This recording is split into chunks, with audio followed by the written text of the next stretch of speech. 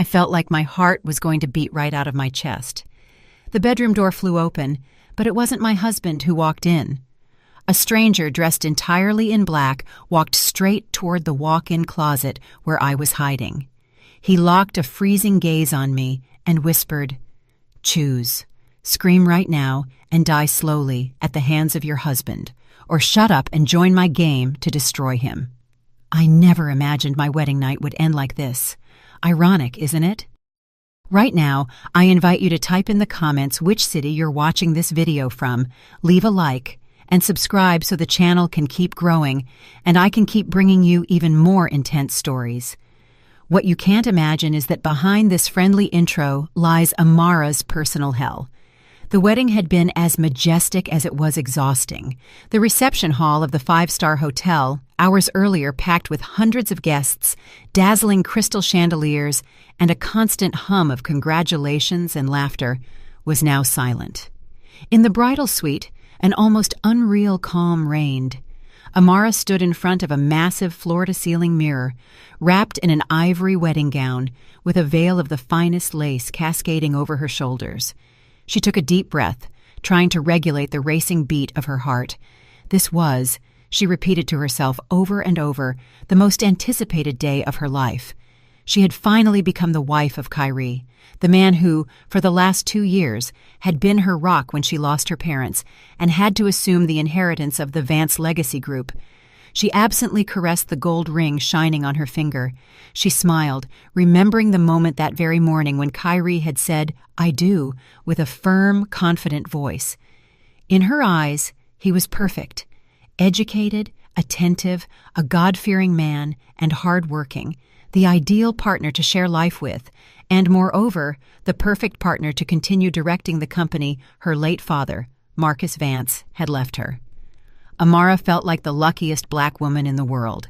She observed the room, red rose petals scattered over the king-sized bed, aromatic candles lit in the corners, a romantic warmth floating in the air. Suddenly, a playful idea struck her. Kyrie was downstairs in the lobby, sorting out the checkout for some relatives staying at the hotel.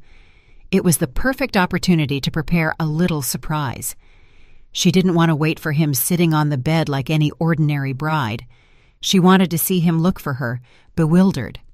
Stifling a giggle, she gathered up the heavy fabric of her dress and tiptoed to the grand built-in closet in the corner.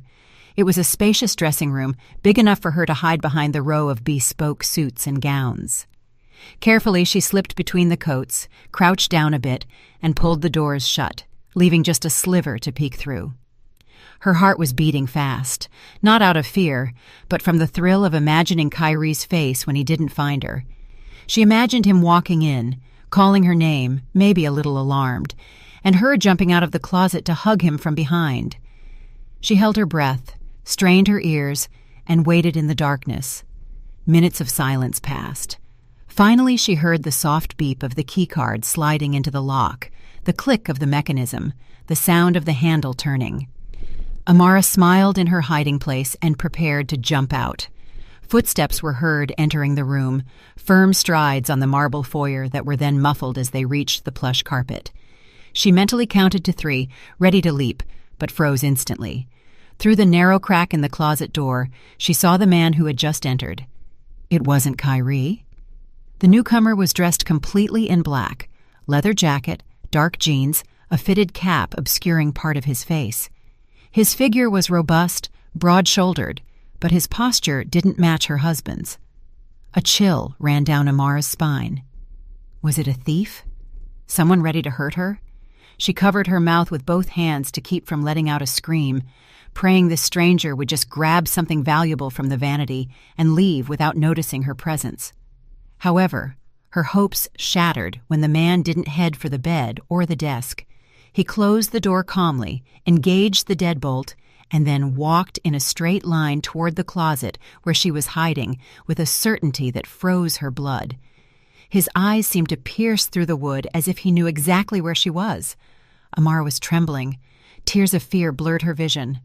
When the man's hand pulled the doors and threw them wide open, she recoiled until she hit the back of the closet, ready to scream. He raised an index finger to his lips, commanding silence. Under the interior light, his face was revealed. Hard features, a sharp jawline, deep mahogany skin, and a small scar on his left temple. His name was Idris, though Amara didn't know that yet. He wasn't carrying a knife or a gun. The only thing he was holding was a smartphone.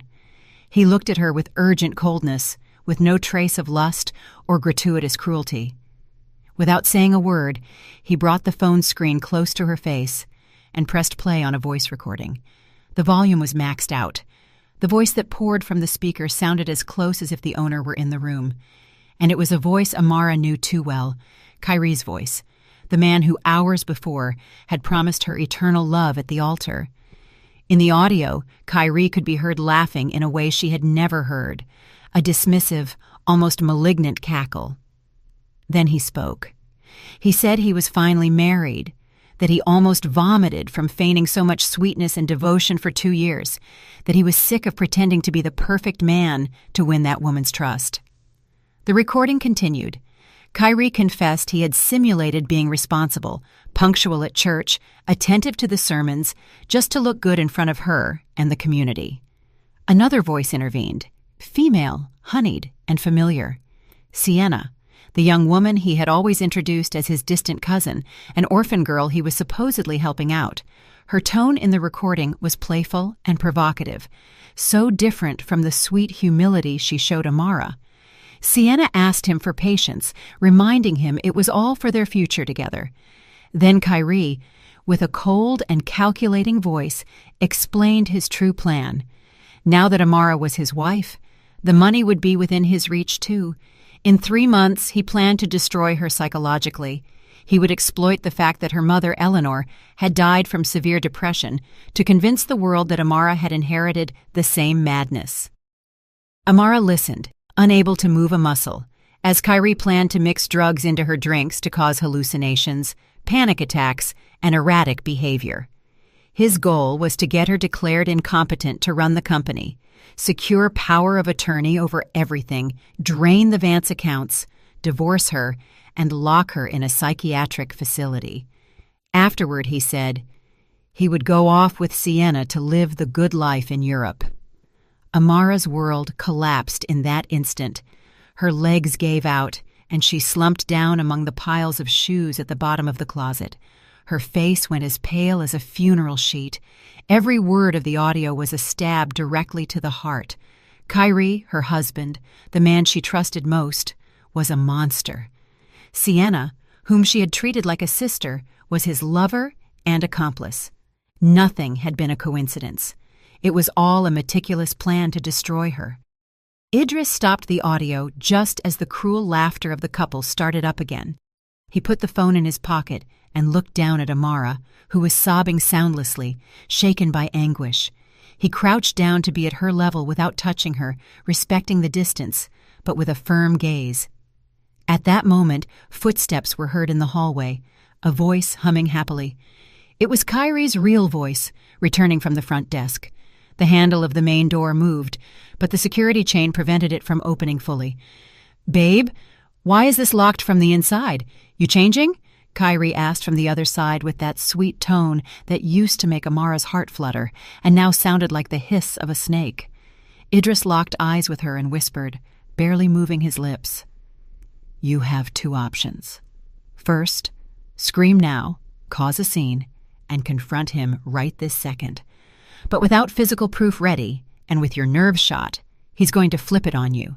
He'll say the recording is fake, that you're hysterical from the stress of the wedding. His plan to make you look crazy starts tonight, and it will kill you slowly." He paused briefly while Kyrie called out again, this time a bit louder, but still patient.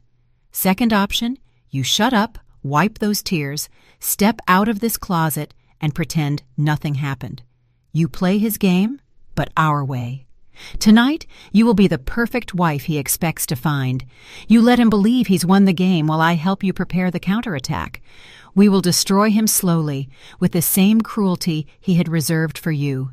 Choose, Amara. Scream and lose, or stay quiet and win." She looked at him with red-rimmed eyes, unable to speak. Amidst the pain, a spark of rage began to ignite. She remembered her parents, the company built on her father's sacrifice, the pride of the Vance family name. She couldn't let an opportunist like Kyrie take it all. She took a deep breath, wiped her tears with the back of her hand, and nodded. She chose to fight. Amara gathered her strength. Idris nodded toward the bathroom door, signaling her to wash her face to hide the crying. Silently, he slipped toward the balcony door, hidden behind the heavy drapes. Before disappearing, he gave her one last look. "Be strong," his eyes said. Amara went into the bathroom, turned the faucet on full blast to cover any noise, and splashed her face over and over with cold water. The shock helped her regain some control. She looked in the mirror, a fragile young woman with red eyes. She grabbed some makeup from her travel bag, blended away the trails of tears, and breathed deep. "I can do this for Mama, for Daddy. I'll be the best actress tonight," she promised herself. When the water stopped running, she went back to the bedroom, crossed the room, and approached the door. With a hand that was still trembling, she removed the chain and opened it. Kyrie was standing there, grinning from ear to ear, still impeccable in his tuxedo. To anyone else, he was still the image of the perfect son-in-law. "Sorry, baby, I was in the bathroom. Didn't hear you knocking," she said, forcing a tired voice rather than one broken by weeping. Kyrie walked in, closed the door behind him, and hugged her enthusiastically. "Ah, makes sense. I thought you fell asleep on me, girl. And don't lock me out again, all right? We're husband and wife now," he joked with a chuckle. The scent of his expensive cologne, which used to seem intoxicating, now made her stomach turn. The embrace in which she used to feel safe now suffocated her like an iron shackle. Amara let him wrap his arms around her, but her own hung limp. She couldn't hug him back.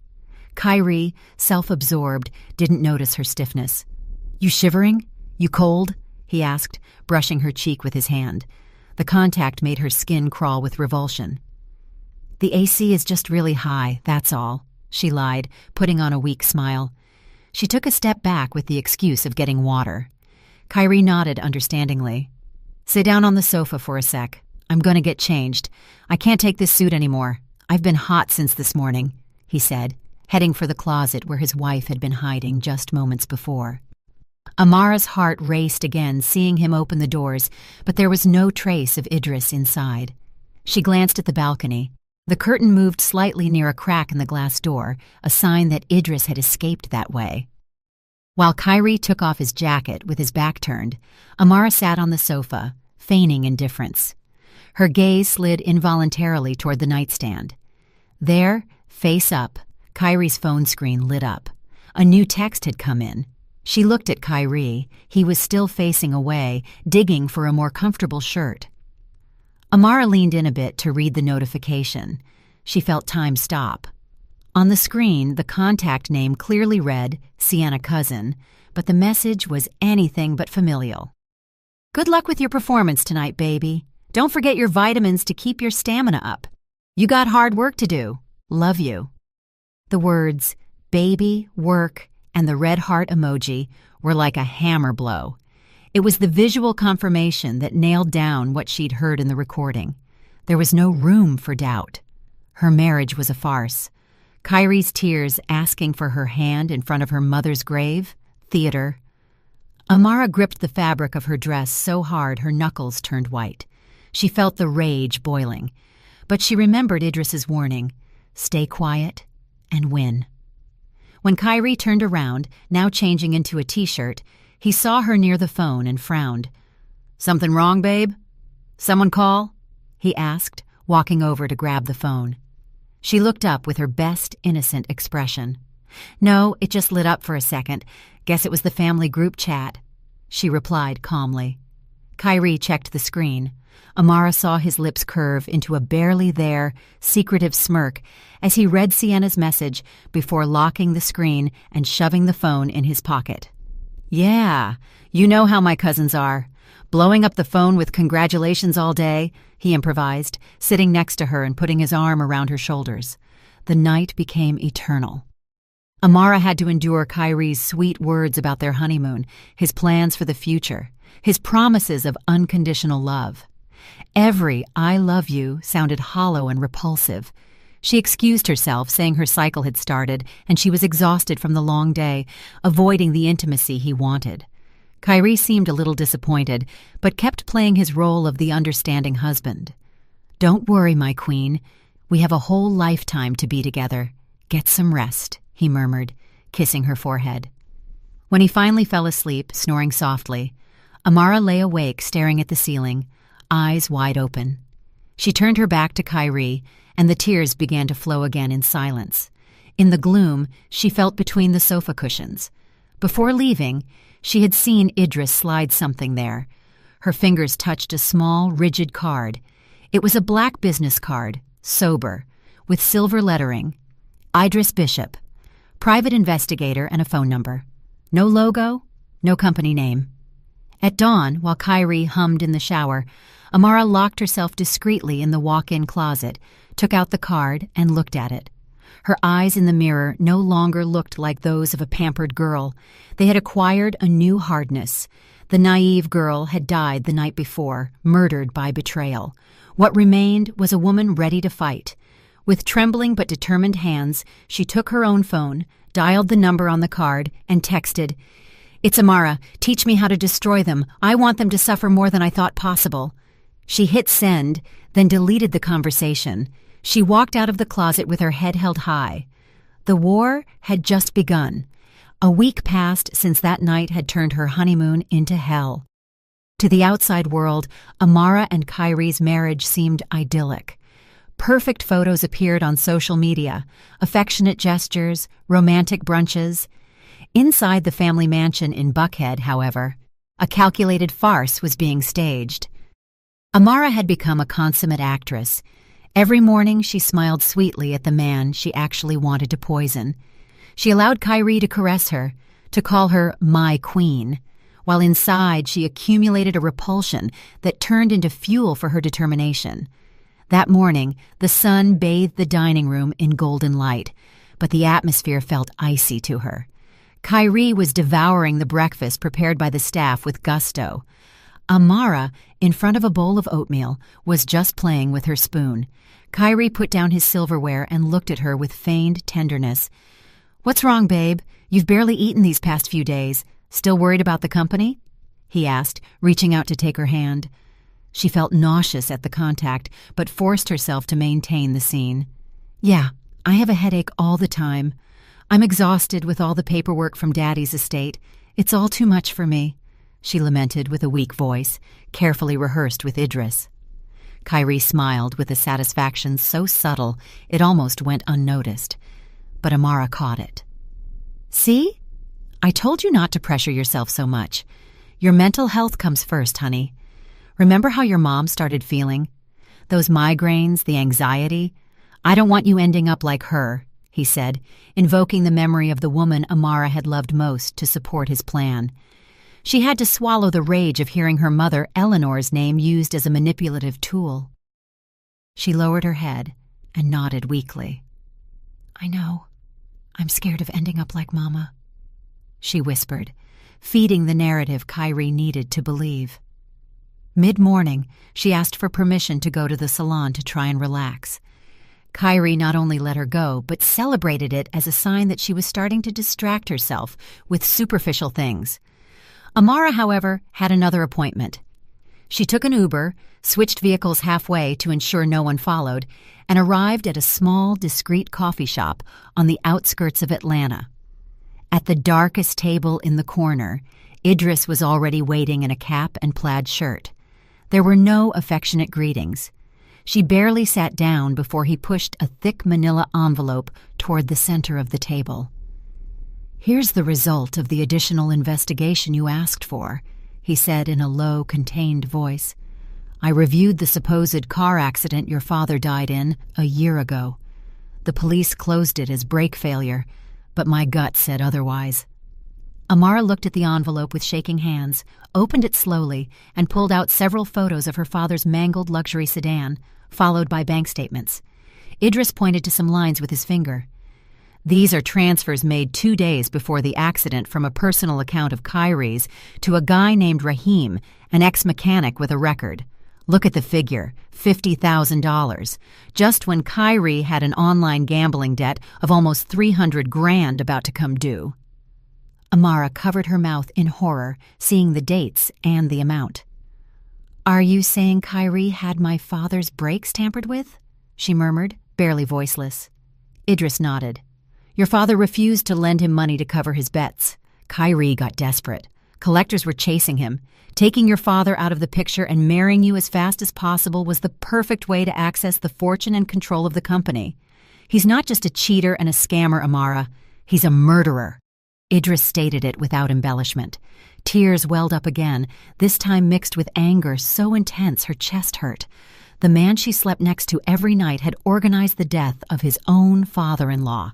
She clenched her fist so hard her nails dug into her palm. "I'm going to kill him," she muttered with hate. "I'm going to kill him with my own hands." "No," Idris cut her off immediately, looking at her sternly. "If you kill him, you end up in prison. Sienna plays the victim and keeps enjoying whatever you lose. There is a sentence much worse than a quick death. Let him lose his freedom, his reputation, his money, and his power. Let him rot in prison for the rest of his life. That is justice." Amara wiped her tears abruptly, took a deep breath, and let the words settle. "You're right. Dying would be too easy for him. He has to live his own hell." That same night, returning home, a new test awaited her. She found Kyrie in the living room, sitting on her late mother's favorite sofa, accompanied by Sienna. Seeing that woman in her house, smiling with false modesty right where her mother used to read, turned her stomach. Kyrie stood up with an exaggeratedly happy expression. "Babe, you're home. Look, remember Sienna, the distant cousin who came to the wedding? She got kicked out of her apartment because of some lease issue. She's alone in the city. I told her she could stay here a few days. I mean, the house is huge. We have plenty of rooms," he explained as if he were doing an act of charity. Sienna stood up with a pleading gesture. "I'm so sorry to bother you, Amara. I don't want to be a burden. Kyrie is the only family I have here. I didn't know where to go," she said, with that sweet voice that was so deceiving. Amara observed her, young, pretty, clothes a bit tight, but pretending to be modest. Behind that good girl face, she could already see the snake. She forced a warm smile. "Please, Sienna, don't talk nonsense. You're family. Make yourself at home. It'll be good for me to have company when Kyrie is at the office. We can chat," she replied with an impeccably kind tone. Kyrie and Sienna exchanged a quick look, relaxed by what they thought was naive acceptance. They didn't imagine that Amara actually felt favored. Having the enemy under the same roof would make it easier to watch her. That same night, while Kyrie and Sienna chatted on the terrace, Amara slipped into the study and the living room. She took several tiny button-shaped cameras Idris had given her out of her purse and stuck them in strategic spots. Behind a painting in the living room, among the books in the study, next to the kitchen cabinet, all connected to a burner phone she hid in her room. Before sleeping, now alone, she checked the camera app. The image of the kitchen appeared sharp on her screen. There was Kyrie preparing tea, the herbal tea she used to drink at night. Amara saw him look around nervously, take a small packet from his pocket, and pour a white powder into the cup meant for her, stirring until it dissolved. His face, far from affectionate, showed coldness and concentration. Amara recorded the clip and saved it. It was the first clear proof of poisoning. She looked at the screen with a new coldness. "Prepare your poison, Kyrie, but not a drop will enter my body," she told herself. The silent war inside that mansion had just been officially declared. The next morning, Kyrie entered the bedroom with a tray, a steaming cup, and some toast. He placed everything with theatrical delicacy on the nightstand. "Good morning, my beautiful wife," he greeted, sitting on the bed and stroking her arm. "I made you a special tea. It's a recipe a doctor friend gave me. They say it helps calm the nerves, prevents depression and stress. I don't want you ending up like your mother," he added, using Eleanor as a weapon again. Amara had to suppress the urge to throw the liquid in his face. She sat up slowly, feigning exhaustion. "Thank you. You're so attentive to me," she answered, taking the cup in her hands. The heat seeped through the porcelain, but her heart was frozen. She inhaled the aroma. Behind the jasmine scent, she detected a chemical note, almost imperceptible, that perhaps others wouldn't have noticed. Kyrie watched her unblinkingly, waiting to see the concoction go down her throat. She knew she couldn't refuse it. That would raise suspicions. She needed to fake it. She touched the cup to her lips and simulated a small sip. Then she started coughing as if she had burned herself. "Ouch! It's really hot," she complained, moving it away a bit. "Careful, honey," he said, somewhat impatient beneath the mask of concern. Then his cell phone rang on the dresser. Kyrie turned instinctively to look at it. In that brief instant, Amara tilted the cup toward a large potted sansevieria, a snake plant, next to the bed, and poured almost all the contents onto the soil and decorative stones. The liquid was absorbed without leaving hardly a visible trace. When Kyrie turned back, she was already bringing the cup to her mouth to make a final swallowing gesture. Then she left it on the tray, empty save for a little sediment. "It tastes weird, a little bitter," she commented, almost baiting him. Kyrie smiled, relieved to see the apparently empty cup. "It's normal. Good herbs are always bitter. You'll get used to it. Now go shower. You have the meeting with the shareholders today. You need to look perfect," Kyrie reminded her. He was counting on the drug kicking in during that meeting, so Amara would seem confused and unbalanced in front of the investors. She decided to give him exactly the show he expected, but under her control. From that day on, she began carefully constructing the image of a woman losing control. In front of Sienna, she pretended to forget where she left things, called her by the housekeeper's name, and apologized with a confused look. 3 days later, during dinner, she purposely knocked her plate to the floor and screamed in terror, claiming she saw a black shadow in the corner of the dining room. The broken plates, the scream, her tears, it all looked like a breakdown. Kyrie and Sienna acted perfectly. They pretended to worry, consoled her, took her to bed, but when she turned her back, they exchanged satisfied smiles. "The meds are working faster than we thought," Kyrie whispered to Sienna, convinced no one heard them. Parallel to the theater, Amara continued with her main mission. Idris had provided more intel. Sienna kept an old apartment in someone else's name where she kept a safe with key documents, fake passports, real identities, and papers for a religious marriage between her and Kyrie celebrated 2 years prior. It was proof that the union with Amara had been a fraud from the start. On Friday, Sienna announced she would be at the beauty salon all day. Kyrie had a golf game scheduled with partners, actually a trap meeting organized by Idris to keep him occupied. Amara faked a migraine and said she would stay home. As soon as Sienna's car crossed the gate, she changed in record time. Tight black clothes, a cap, face mask, she left through the back door where a taxi hired by Idris was waiting. The ride to the apartment building felt eternal.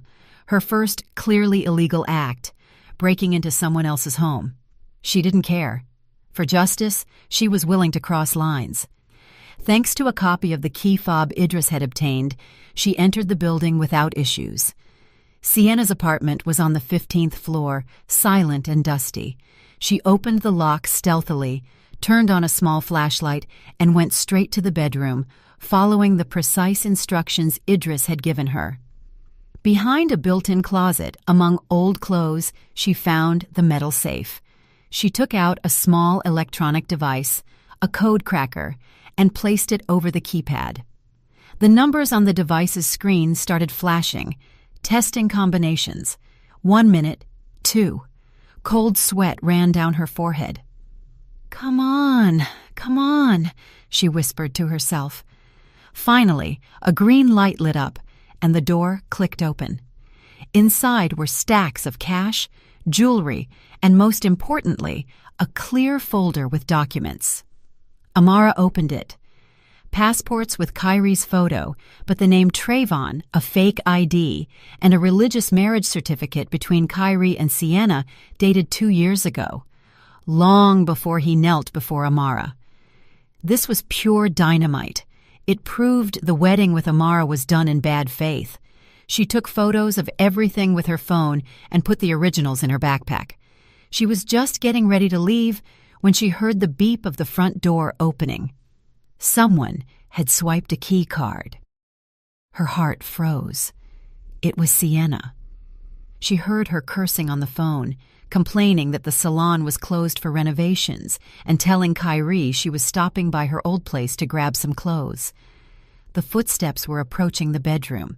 There was no exit through the window. It was sealed, and the height was deadly. The only option was the closet.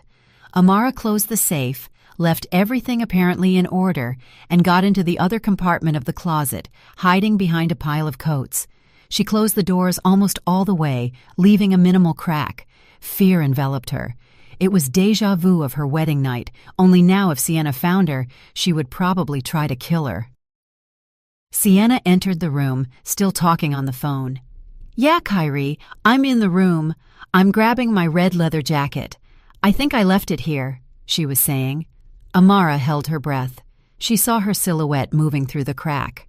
She approached the closet. "Let's see where I put that jacket," she muttered, grabbing the doorknob. Amara closed her eyes and gripped the pepper spray in her pocket. She was ready to attack. The door was opening. Just then, a deafening siren resonated through the entire building. The fire alarm started blaring at full volume, followed by a recording asking to evacuate via the emergency stairs due to smoke on the 15th floor. There was no real smoke. It was Idris who had remotely hacked the building's security system. Sienna jumped, let go of the closet handle, and backed away, covering her ears. "No way, not right now," she groaned, grabbing her purse and running out without remembering the jacket. Amara heard the front door close and the rush of neighbors in the hallway. She waited a few seconds, then stepped out of the closet, shaking like a leaf. She wasted no time, grabbed her backpack with the documents, and went down the fire escape, blending in with the crowd of scared residents. No one paid attention to a woman in a mask in the middle of the chaos. Stepping out onto the street through a side door, she saw a black sedan with the engine running. She got in and dropped the backpack on the seat. Idris opened it, quickly reviewed the contents, and smiled with satisfaction. Fake passports, secret marriage, real identity. This is a nuclear weapon. We could put them in jail whenever we want. But according to your plan, first, we leave them bankrupt, he said. Amara nodded, with a burning look in her eyes. She didn't just want jail. She wanted to destroy their greed and arrogance, to strip them of everything for which they had betrayed and murdered. In the following days, the financial counterattack began. As the legitimate heiress, she had access to accounts Kyrie didn't even know about. Guided by her father's old financial advisor, a loyal man, Amara began discreetly moving liquid assets, cash, deposits, bonds, via small spaced-out transfers to secure offshore accounts not publicly linked to her, so as not to trigger alarms Kyrie controlled. To trap Kyrie, they leveraged his greed. Amara knew he was desperate to scrape together money for his gambling debts and maintain his luxury life with Sienna. Idris organized, using intermediaries, a supposed real estate investment opportunity in Phantom Land in a protected zone. They prepared elegant brochures, presentations, promising returns of up to triple in 6 months. Kyrie took the bait instantly. One night, he came home exultant with a folder in his hand. "Look at this, babe. We got a golden proposal, a luxury project, massive returns. I just need your signature as president to release the initial capital from the company reserves. It's an incredible opportunity to grow your father's legacy," he told her. Amara, brushing her hair in front of the mirror with an absent expression, feigned doubt. She took the pen he offered. "Are you sure it's that good?" she asked, trembling just enough to seem fragile. "Of course, I already checked everything. You trust me, right?" he insisted hurriedly. She planted her signature, slightly modifying the stroke from her usual one so she could claim duress or forgery later. Kyrie didn't notice the detail. He was only thinking about the millions of dollars he imagined falling into his account. He didn't know the money would disappear into the hands of Idris's team, leaving behind a hole that would point to him as responsible. The next step was to undermine the alliance between Kyrie and Sienna. Amara knew a relationship built on malice didn't handle distrust well. She began sowing doubts carefully. One afternoon, while Sienna was painting her nails in the living room, Amara sat next to her with a distracted gesture. She seemed absorbed in her own thoughts. "Sienna," she whispered. "Yeah, Amara," she replied without looking up much. Last night, Kyrie was talking in his sleep again. Lately, he does it a lot, but yesterday was weird. He muttered something like, "When we get the money, I'll have to get rid of Sienna. She knows too much. She's dangerous. Better to marry Keisha. She'll be easier to handle." "Do you know a Keisha?" she asked, feigning naivety. The nail polish almost fell from Sienna's fingers. Keisha was the name of an ex-girlfriend of Kyrie's, a thorn in her side for a long time. Sienna let out a forced laugh. "Oh, you surely heard wrong. Kyrie sleeps like a log. Must have been a weird dream of yours," she retorted. Amara shook her head gently. "I heard it crystal clear. But anyway, maybe it was just a delusion. Sometimes my head plays tricks on me," she added, standing up. She left Sienna biting her lip, her mind tied in knots. The seed of paranoia was already planted. That night, the hidden cameras captured a loud argument in the guest room where Sienna was staying. She accused Kyrie of wanting to abandon her, of having another woman, of threatening to get rid of her when he got the money. Kyrie, ignorant of the source of the suspicion, got furious and insulted her for being paranoid. The fight ended with a door slam. Amara, from her bed, watched the scene on her phone with a cold smile. Watching her enemies fight each other was a bonus advantage. The strategy of simulating insanity reached its critical point when Kyrie decided to accelerate his plan. Overwhelmed by financial pressure, his fights with Sienna, and the gap in the accounting, he couldn't wait 3 months anymore. He needed to obtain legal guardianship of Amara immediately. One morning, he provoked a scene. He purposely broke a crystal vase beloved by Amara's mother and accused her of throwing it in a fit of rage. She, prepared, threw herself to the floor, feigning a nervous collapse, crying, screaming her mother's name, backing into a corner. The household staff looked horrified at the scene. Kyrie seized the occasion to call his lawyer and a corrupt psychiatrist he had already paid off, Dr. Hightower. "Doctor, my wife is worse. She's having violent episodes. She's a danger to herself and others. I need you to come today to do an evaluation and issue a report to request legal custody," he moaned into the phone, faking anguish. What he didn't know was that Idris had been tapping his calls for weeks. As soon as he heard the psychiatrist's name, he moved. Dr. Hightower's car was stopped on the way to the mansion in a traffic jam caused by a minor simulated accident.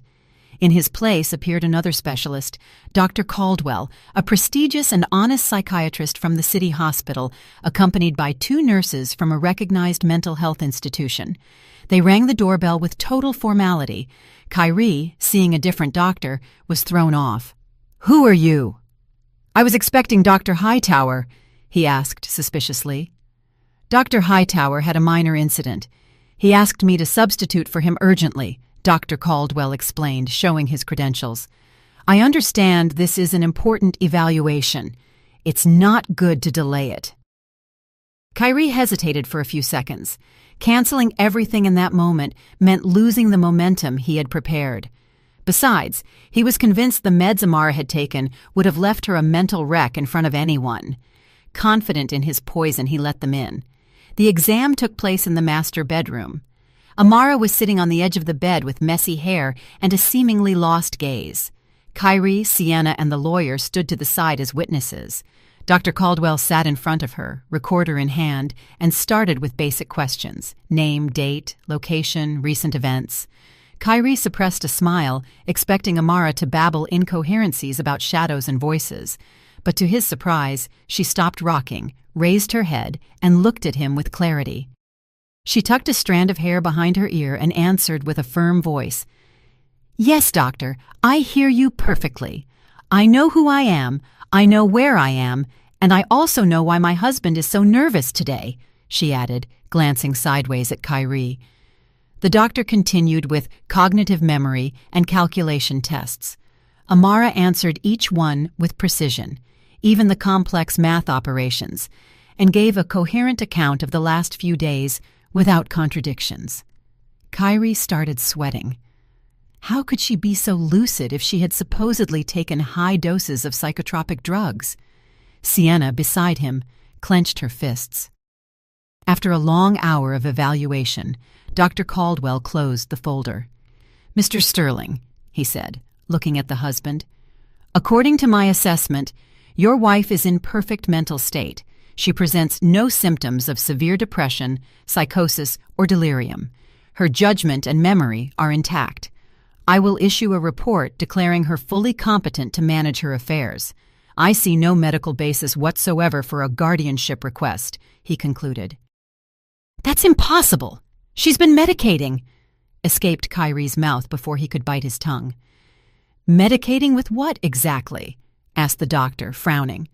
"With relaxing herbal infusions," Kyrie rectified clumsily. When the doctor and lawyer retired, leaving the couple alone for a few moments, Kyrie was livid. Amara stood up slowly, smoothed her blouse, and walked toward him with cat-like steps.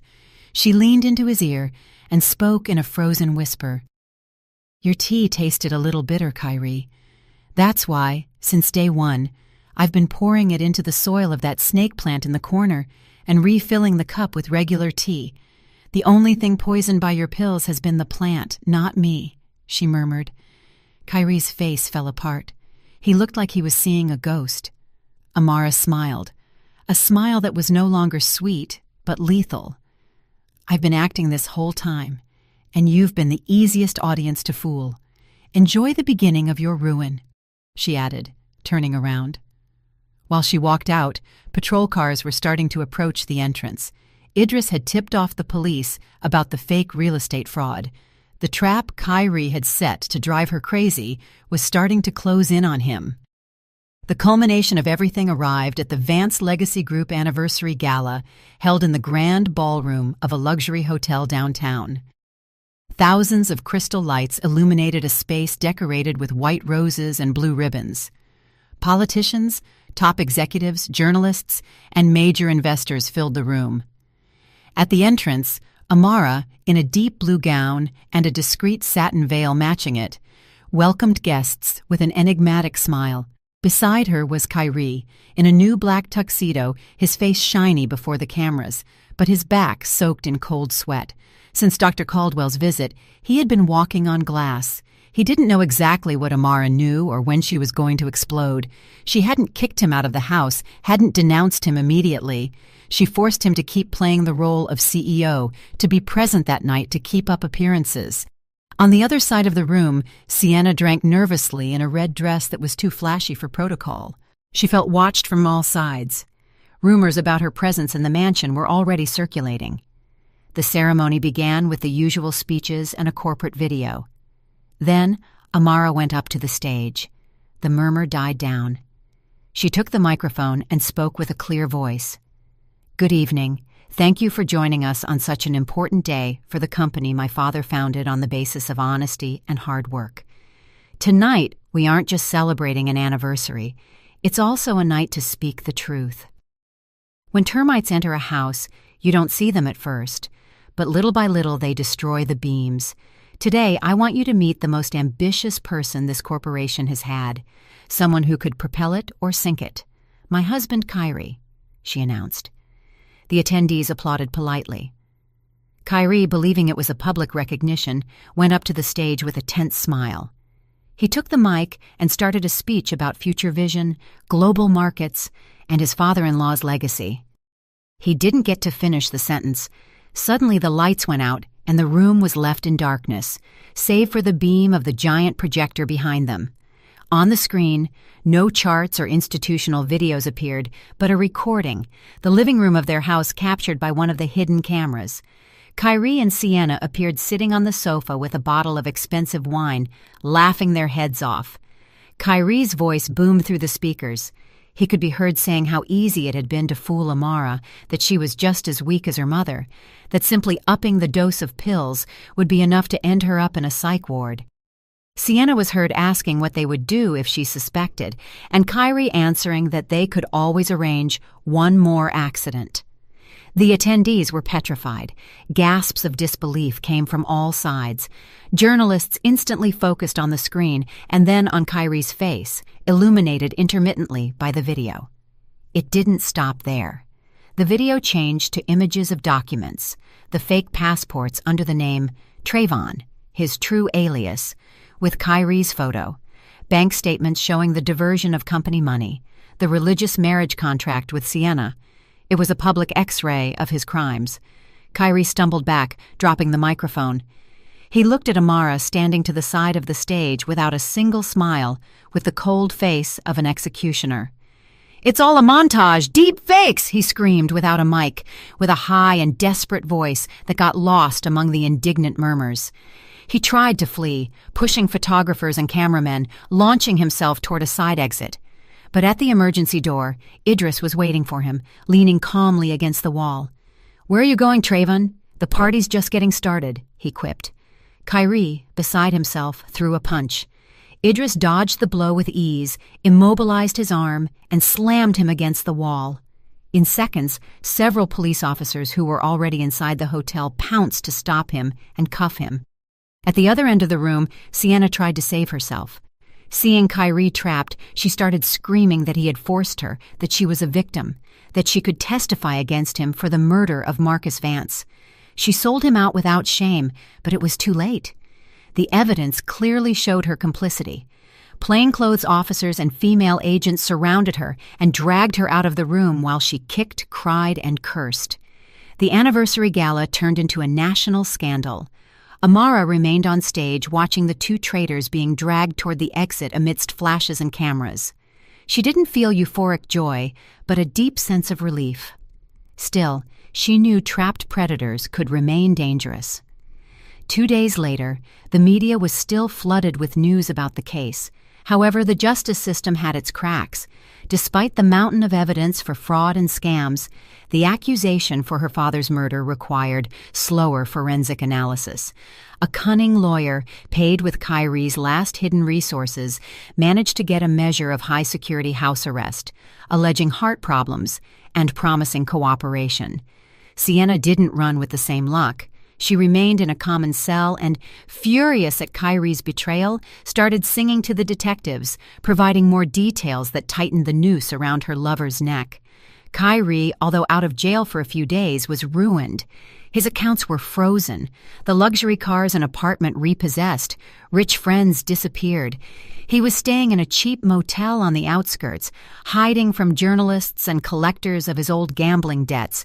He felt like the victim of a great injustice, unable to recognize that everything he was living was a direct consequence of his actions. One night of torrential rain, sitting in the damp room, he drank cheap liquor and stared at an illegal pistol he had bought with his last bills. He knew he couldn't escape the country. He was being watched, nor did he want to rot behind bars.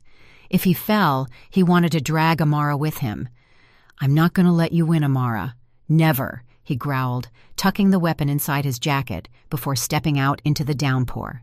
At 2:00 a.m., the Vance mansion rested in silence, with barely any exterior lights on. After the scandal, security had been reinforced, but no one knew the blind spots better than the man who had ordered the old system installed. Kyrie himself scaled a section of wall covered in ivy around the back, dodged the field of vision of some cameras, pried open a small kitchen window with a crowbar, and entered.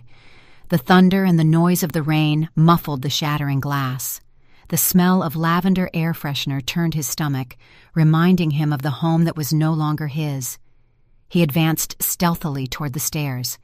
His destination was as clear as his hate: Amara's master bedroom. But as he crossed the living room, the lights snapped on. Sitting in an armchair waiting for him was Idris. He was wearing normal clothes, no signs of sleep. He seemed to have been expecting him. "I knew the rat would come back to his sewer," he commented calmly, keeping his hand near his waist where he hid his service weapon. "Move! This is between me and my wife," Kyrie roared, pulling out the gun with shaking hands. Idris stood up slowly, raising his hand so as not to provoke. "It's over, Kyrie. Police are on the way. Sienna sang about your location. Turn yourself in and stop making it worse." "To hell with you!" screamed Kyrie, pulling the trigger. The shot resonated through the whole house. Idris threw himself to the floor, using the armchair as a shield. The bullet grazed his left arm, causing blood to flow instantly. Amara, upstairs, woke up startled by the blast. She ran out to the landing of the stairs and saw Kyrie with the gun in his hand, unhinged. "Kyrie!" she exclaimed. Seeing her, he no longer paid attention to Idris. He ran up the stairs at full speed, panting and eyes wild. "Come here! We're gonna die together, Amara!" he screamed, out of his mind. She, scared, didn't lose her head. She didn't run to lock herself in the bedroom, knowing a wooden door wouldn't hold long. Instead, she fled toward the bedroom balcony, an open area overlooking the front garden. Wind and rain hit her face as she stepped out. She backed up until the balcony railing touched her back. Below, the darkness of the garden and the pavement extended far down. Kyrie appeared at the glass door, soaked, gun pointing at her chest. "Show's over. No more cameras, no doctors, no police. Just you and me," he spat, advancing step by step. "You thought you were smarter than me, but you're still the same weak little girl." Amara raised her chin, looking directly at him. The rainwater mixed with the tears she didn't intend to hide. "The weak woman you knew died the night she heard your voice planning to kill me. The one standing in front of you is your worst nightmare," she answered without looking away. Kyrie let out a broken laugh. "Nightmare? You ain't nothing but he started to say, but didn't finish. From behind, staggering, Idris appeared and launched himself at him. The two men fell to the balcony floor, slippery from the water. The gun went flying into a corner. They engaged in a brutal fight, trading blows, rolling from one side to the other. Idris, weakened by the bleeding arm, was starting to lose strength. Kyrie, crazed and running on adrenaline, fought like an animal, biting him and kicking his wound. With an especially strong shove, Kyrie managed to break free and crawled toward where the gun had fallen next to a planter. Idris tried to get up, but his strength betrayed him. "Amara, run!" he managed to yell. But she didn't move inside. She saw Kyrie reaching for the weapon, starting to get up with it. If she fled, Idris would be his immediate target. Something lit up inside her. She remembered the crash course in self-defense Idris had taught her, the basic strikes. She remembered her father and mother. She remembered the trembling girl in the closet and decided she would never be her again. When Kyrie was halfway up, before he could aim, Amara ran toward him and launched a frontal kick with all her strength, driving her heel into Kyrie's solar plexus and then shoving his shoulder. Soaked, standing on wet tiles and off balance, he lost his footing. He stumbled back against the low railing of the balcony, which he himself had insisted on giving that minimalist design, and fell into the void. "Amara!" he screamed with a howl as his body plummeted. A dry, brutal noise was heard when he impacted first against the roof of Idris's car, parked right below, and then rolled to crash against the cobblestone ground. The gun fired into the air aimlessly before landing far away. A strange silence followed the crash. Only the drumming of the rain filled the air. Amara stood motionless, gripping the railing, breathing heavily. She looked down. Kyrie's body lay in an unnatural posture on the cobblestones, barely moving. He wasn't dead. The car had cushioned part of the blow, but one of his legs was clearly shattered. Idris sat up with effort, got to his feet beside her, and rested his good hand on her shoulder. "You did good, Amara," he whispered before slumping down again from exhaustion. In the distance, sirens could already be heard approaching. Blue and red lights began to reflect on the facade. The fall of a king had been caused by the queen he underestimated. Minutes later, the house was full of police and paramedics. While they attended to Idris and prepared Kyrie to be transported in handcuffs to a prison hospital, Amara went down to the entrance. She observed her husband, That man she had once loved, soaked, dirty with mud and blood, screaming in pain when the officers immobilized his broken leg to load him onto the stretcher. There was nothing left in him of the confident seducer who walked the halls of power. He was just a defeated criminal. Amara walked up under the rain to the edge of the stretcher. An officer wanted to intervene, but she looked at him with determination, and he stepped aside. She raised her hand and calmly slid the wedding ring off her finger. She felt the cold of the metal for the last time before letting it drop onto Curie's chest. The small clink it made, hitting his shirt buttons, echoed in their heads. "Take it," Amara said with an icy voice. "Consider it my last charity. You can sell it to buy cigarettes or instant ramen at the prison commissary. Because starting today, not a single dollar of my father's money will reach your hands. Your name has been erased from the history of this family." Kyrie looked at her with wide eyes. He wanted to scream insults, curse her, but the words choked him. In her pupils, he saw something he had never seen before. Pure fear. The man who had always believed he was in control now found himself facing a woman who had survived everything he had attempted. While they loaded him into the ambulance, in another part of the city, fate was also catching up with Sienna. After securing brief freedom on bail, she had tried to flee the country with a fake passport, buying a ticket to a place with no extradition treaty.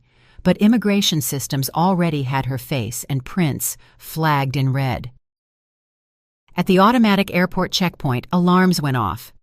In a few seconds, TSA agents surrounded her. She shrieked, claimed she was pregnant, begged for mercy, but ended up with wrists cuffed, recorded by dozens of cell phones. The video of her capture went viral at the same pace as Kyrie's fall. Back at the mansion, when the ambulance with Kyrie and the patrol cars drove away amidst sirens, the rain began to subside. Amara remained on the porch, watching the lights disappear. Idris, with his arm bandaged, stepped out beside her. He said nothing. His presence was support enough. She looked at him sideways. "Does it hurt a lot?" she asked, feeling guilty. He sketched a tired smile. "It doesn't even touch the pain you've endured these months. The arm will heal in a couple of weeks. Your heart will take a little longer." Amara nodded. For the first time in a long time, she took a deep breath without feeling an oppressive weight on her chest. She smelled the wet earth, the clean scent after the storm. That was the smell of freedom. 6 months later, the seasons had changed, and so had Amara's life. Justice, though slow, had finally fallen with force. The trial of Kyrie and Sienna was one of the most followed by the press. In the packed courtroom, Kyrie appeared in a wheelchair. The leg never fully recovered, partly due to fights he had provoked in prison and partly due to his own negligence. He was gaunt with premature gray hair. Beside him, Sienna showed a face without makeup, dull and unrecognizable. The judge was relentless.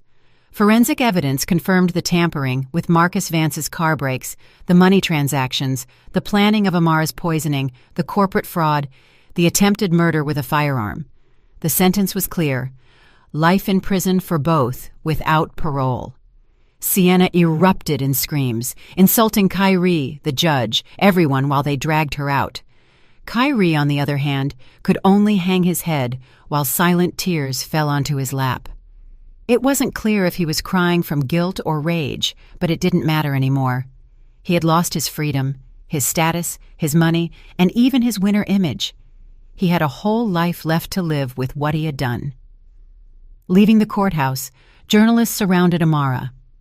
This time she didn't hide or dodge the cameras. She wore an elegant blazer, a modern silk scarf, and a serene expression. She answered a few questions calmly, making it clear her priority now was to lead Vance Holdings with transparency and strengthen social programs in memory of her parents. She wasn't a victim. She saw herself as a survivor and a leader. Under her command, the company flourished. She purged the board of Kyrie's accomplices, hired capable and trustworthy people. She reinforced internal controls. In the business world, they started calling her the Iron Lady of the Vance Empire, firm but empathetic. One afternoon, leaving the office instead of going straight home, She drove to a tree-lined cemetery on the outskirts. The sky was dyed in shades of orange and violet. She walked along the stone path with 2 bouquets of white lilies in her hands. She stopped before 2 tombs tended with care. The black marble headstones showed her parents' names. She crouched down, placed the flowers, and ran her hand affectionately over the engraved names. "Mama, Daddy, it's done," she whispered. "They paid for what they did to us. The company is safe. So am I. You can rest easy. I promise I'll take care of everything you built." A soft breeze stirred the fabric of her scarf like an invisible caress. Amara closed her eyes and let the peace of that moment envelop her. "They'd be very proud of you," said a familiar voice behind her. Amara turned and found Idris, more formal than usual, in a light blue button-down and dress slacks without his old leather jacket. The scar on his arm was barely noticeable under the sleeve. "Have you been here long?" she asked, standing up. "Just got here. I brought this," he replied, holding up a clear plastic folder. "It's the case closure report. Officially, you no longer need the services of a private investigator." She took the folder, but instead of looking at the papers, she looked at him. "So, this is goodbye. Our professional contract is over." "No," he said with a half-smile. Idris hesitated for an instant, something unusual for him. A bond had formed between them that went beyond work. He scratched the back of his neck, nervous. "Technically, yes, but I hear Vance Holdings is looking for a new head of security they can trust, and coincidentally, I'm thinking of stopping living in the shadows. I feel like a more stable job," he explained. Amara let out a clean, light laugh. "What a coincidence, although the position has demanding requirements," she joked. "The head of security has to be available almost 24 hours and maybe endure a work dinner with me some weekend." Idris grinned openly, a smile that made him look younger and less imposing. "I think I fit that profile, especially the dinner part," he answered. They stood together in silence, watching the sunset. They didn't speak of love or future commitments.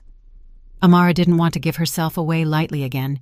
Both knew that what they had needed to be built slowly, on trust and time, not on the urgency of trauma.